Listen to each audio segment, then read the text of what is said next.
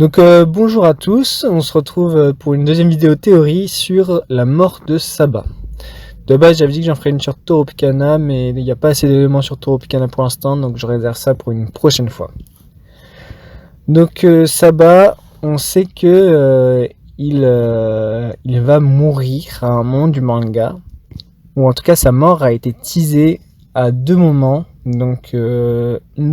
Une fois via Elvis qui a fait fumer une substance à Saba qui montre sa mort de voyageur.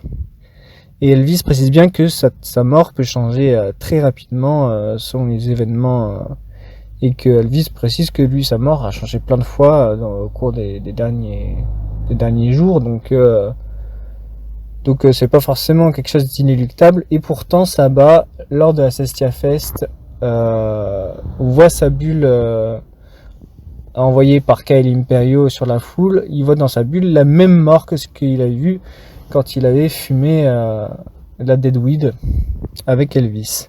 Donc cet événement semble devoir se dérouler. Après, savoir est-ce que Saba va vraiment mourir ou pas, c'est une autre histoire.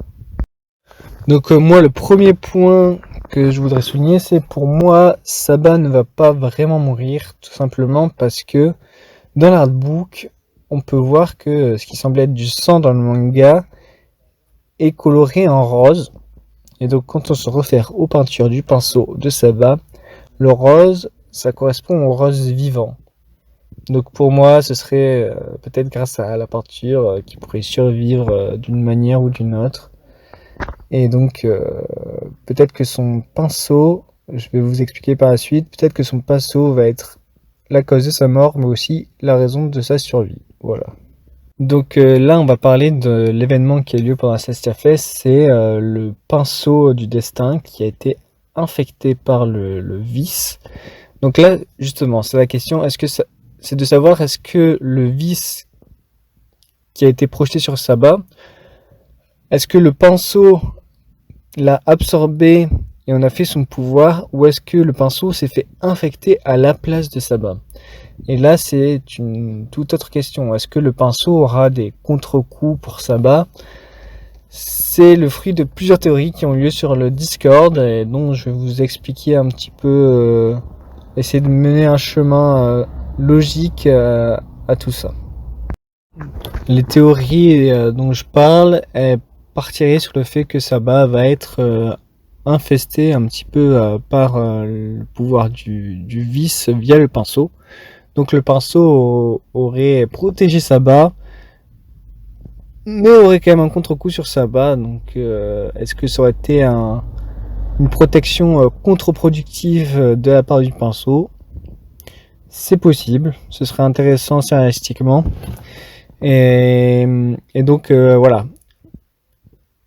Sur le Discord, on penserait que Saba serait infesté par le vice petit à petit, progressivement au fil de l'histoire, et qu'il en viendrait à ce que on doive tuer Saba parce que le vice l'a trop contaminé.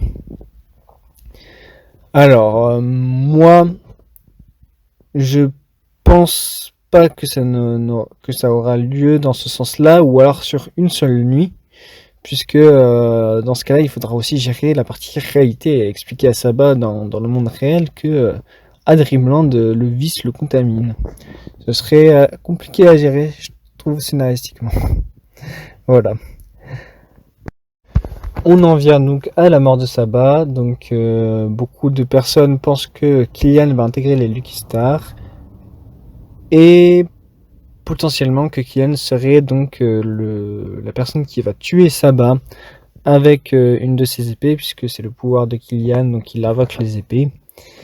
Donc ça correspondrait complètement au personnage. Peut-être que voilà, il y aurait que Killian qui, à la manière de Sonic qui a tué Kane, il y aurait que Killian qui puisse se résoudre à tuer Saba, en fait, car il a été contaminé par le vice.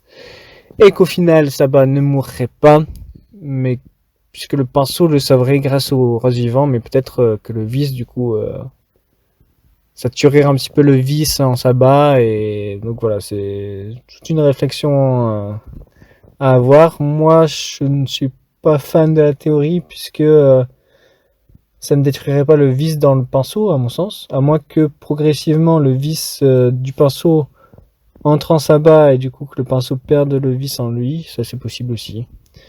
Voilà, dites-moi ce que vous en pensez en commentaire. Je pense que la théorie mérite d'avoir lieu, puisque c'est vrai que le pinceau du destin qui est contaminé par le vice, on ne sait pas encore quels sont les impacts sur sa base, sur son pouvoir, sur les pouvoirs du pinceau.